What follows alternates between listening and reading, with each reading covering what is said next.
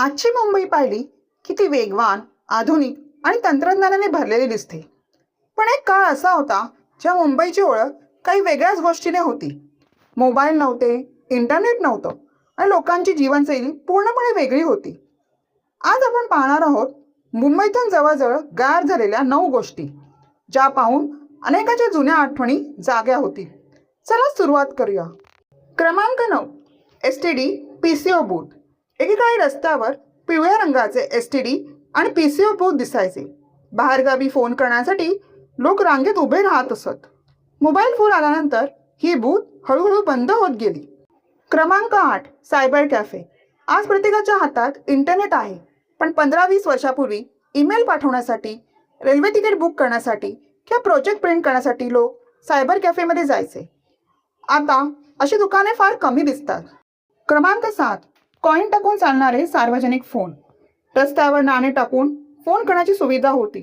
अनेकांसाठी तोच आपत्कालीन संपर्काचा मार्ग होता. मोबाईल आल्यावर हे सार्वजनिक फोन जवळजवळ इतिहास जमा झाले. क्रमांक 6. व्हिडिओ कॅसेट आणि DVD लायब्ररी. चित्रपट पाहण्यासाठी लोक व्हिडिओ कॅसेट किंवा DVD भाड्याने आणायचे. आज नेटफ्लिक्स, यूट्यूब आणि OTTमुळे अशा लायब्ररी जवळजवळ नाहीशा झाल्या आहेत.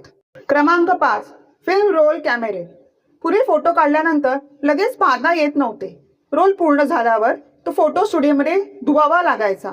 डिजिटल कॅमेरे आणि मोबाईलमुळे ही पद्धत मागे पडली. क्रमांक 4. जुन्या कापड गिरण्या. एकेकाळी मध्य मुंबईतील अनेक भाग कापड गिरण्यांसाठी प्रसिद्ध होते. काळानुसार त्यापैकी अनेक बंद झाल्या आणि त्या जागी इतर इमारती व व्यावसायिक प्रकल्प उभे राहिले. क्रमांक 3. Single screen theatres.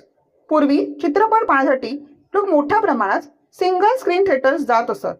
आज मल्टिप्लेक्समुळे अनेक जुनी थिएटर्स बंद झाली किंवा त्यांचा वापर बदलला.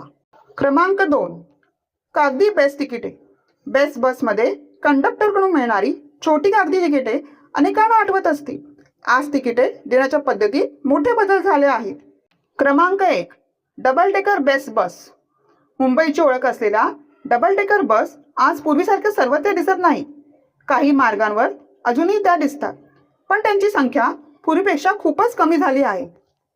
यापैकी तुम्हाला सर्वात जास्त गोष्ट कोणती आवडते, किंवा या आधीत नसलेली कोणती गोष्ट आहे जी तुम्हाला वाटतं मुंबईतून जवळजवळ गायब झाली आहे?